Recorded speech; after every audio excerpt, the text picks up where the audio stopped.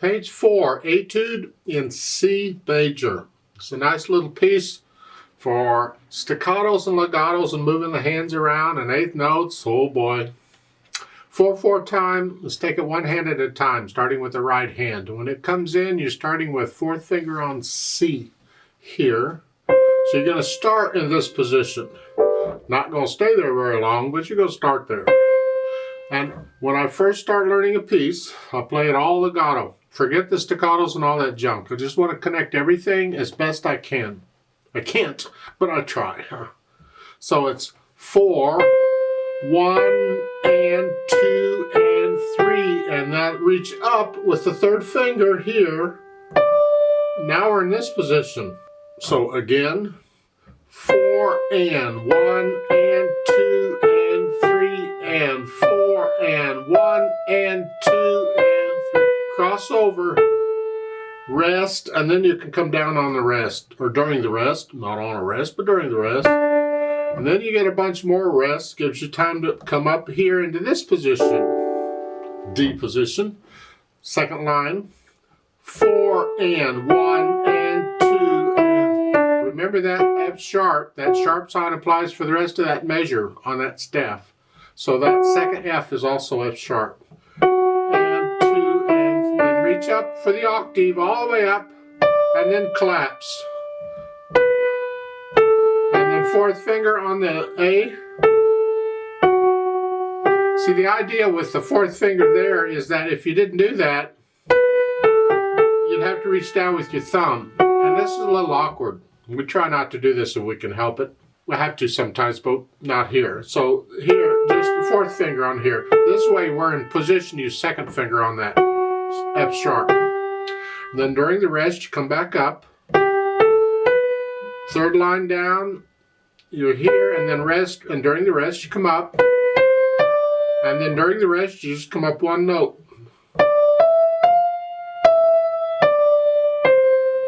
Now, in the third line, second measure, the end of the measure, the 2/8 notes, they're saying second finger.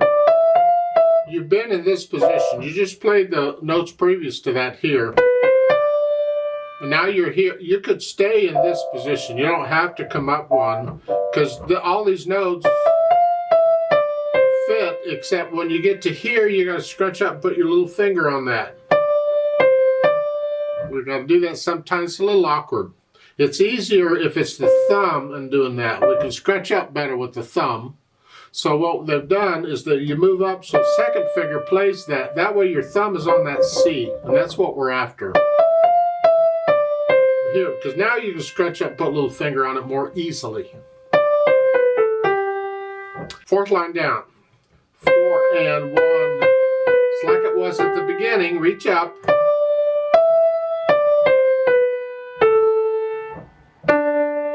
Last line, 1. Reach up the octave. B flat there. Reach up a little bit. Don't clap, stay here, just reach up, because now you got to reach down for the E, and then C, and then down again, and then a fourth finger here, because we need to save our little finger for the next measure, here. I played all that legato pretty much, except for the rest. That's not bad. Left hand, same thing, it's treble clef now, so you're up here, 4 and, you're coming in on beat 4, because it's a pickup measure. The last measure of the piece has 3 counts in it. Well, this is the 4th beat of that measure, so it's 4 and really you're in this position. So it's second finger on the E. 1 and 2.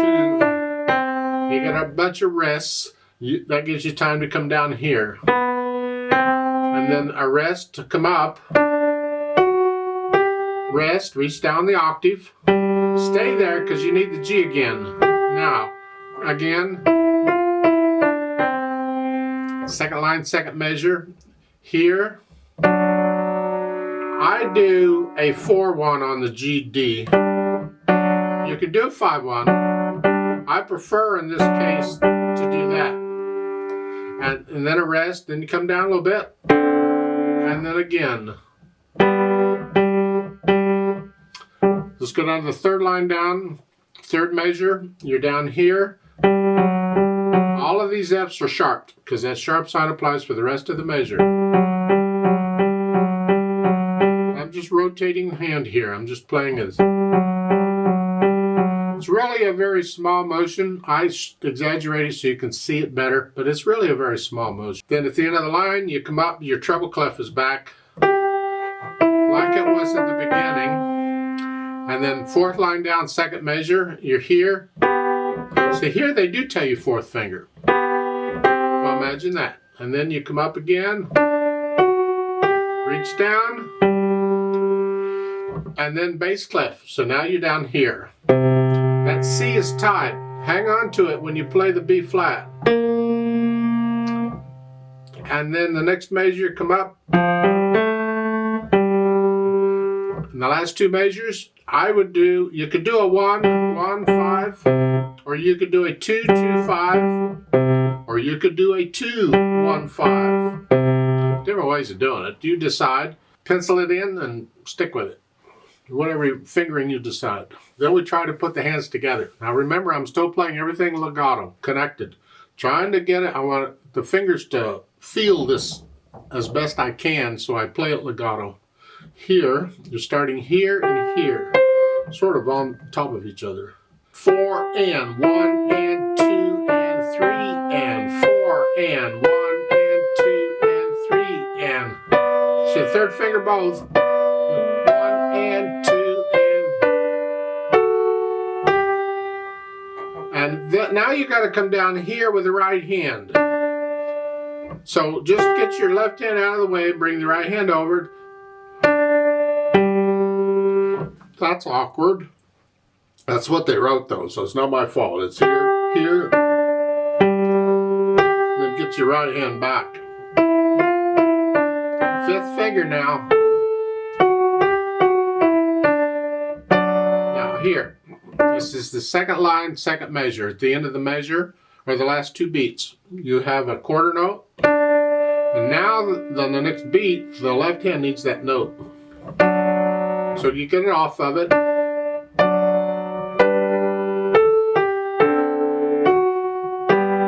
Make sure you're playing these rests in the left hand. See, this eighth notes are by themselves.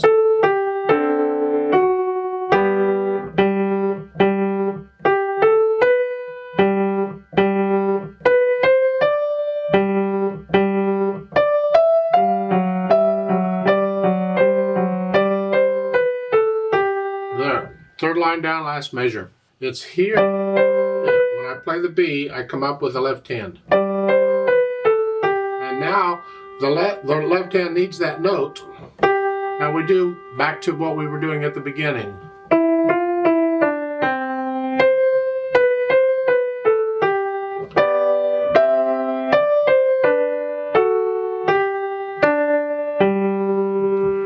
And then fifth finger here. Last line. Here, here, hang on to the C, it's tied. So now we got three notes down, and here.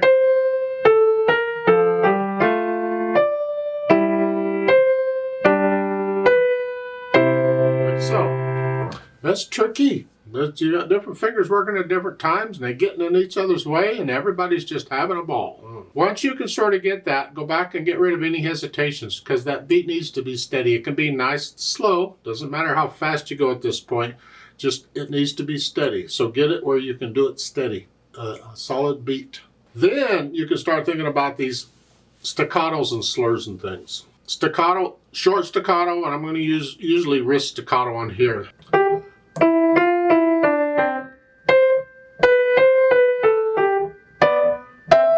Here, it's staccato here, but not here.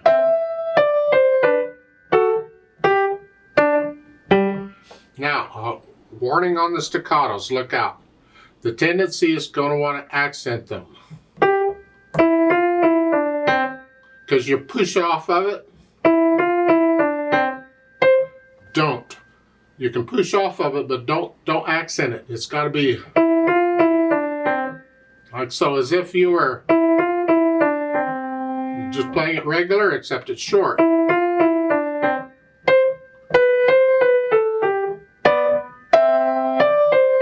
So, second line, you're here.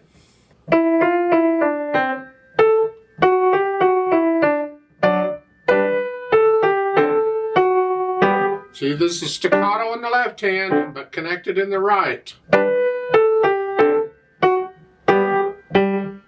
Third line, or the pickup to the third line. This will be the last 2 eighth notes in the second line is here.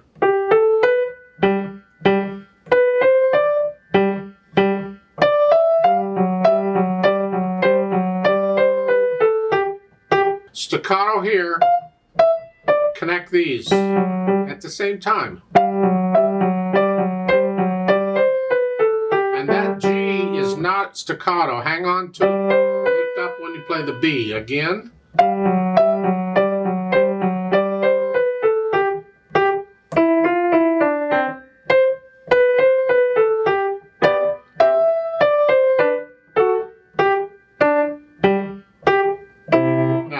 Line here, both of this, the B flat and the C, are staccato.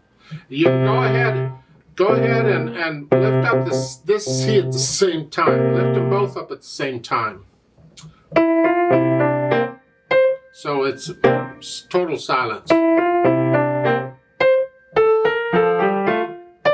Now we have accents in the right hand. Give it a little extra. Not the left hand, the right hand. Here. Tricky. And when you get a handle on the articulation then, staccatos and all that, try adding the dynamics. Both hands sort of, well, let's talk about it. Starting out loud at the beginning, whatever you think loud is, it's not really loud, just loud. Then at the end of the second line, you have that hairpin to come down a little bit. Come down to about a moderately loud to moderately soft here.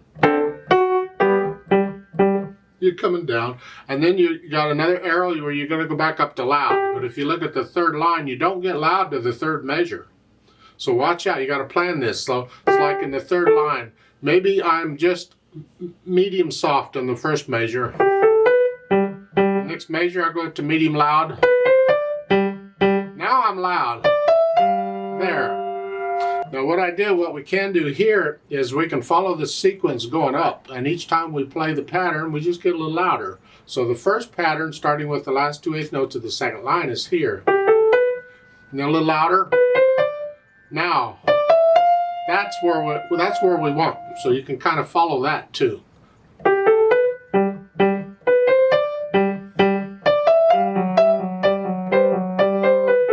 You're coming back down. They don't say how far to come down. Come down to about a medium soft, medium loud. Come down, just come down a little bit. Just come down. And then all of a sudden we're loud like we were at the beginning. Now, I got a problem with that. You see in the fourth line down, supposedly we're already loud here. And now they got these hairpins, they want you to get louder.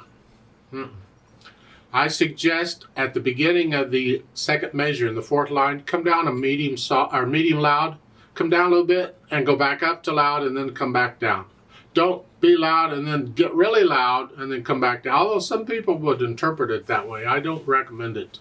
It's just at the beginning of the fourth line is loud. And then here, come down a little bit. Right there, you go back up to loud there.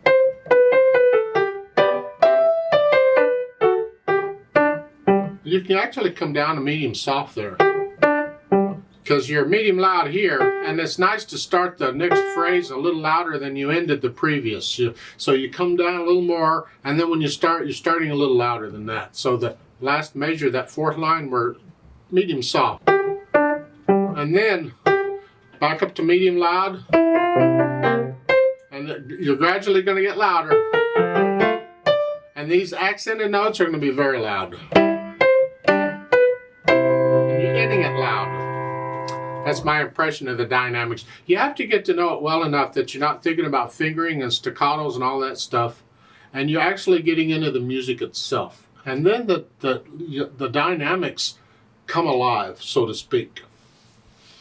Then, on top of that, they put in allegro, which is fast. Well, that's relative. What's fast? What's fast to you is going to be different than what's fast to me. It has to be accurate. It has to be controlled. Don't go beyond that. It's not as fast as you can play, unless you can't play very fast. Then it is, I suppose.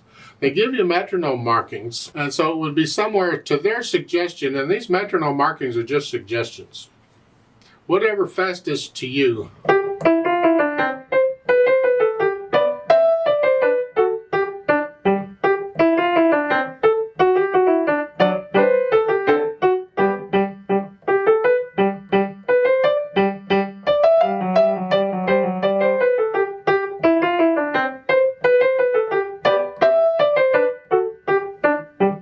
You get the idea. That's my impression of it. I really don't want to play it for you because you'll just listen to me. Oh, okay, I see how it goes, and then you'll just play it the way I'm playing it.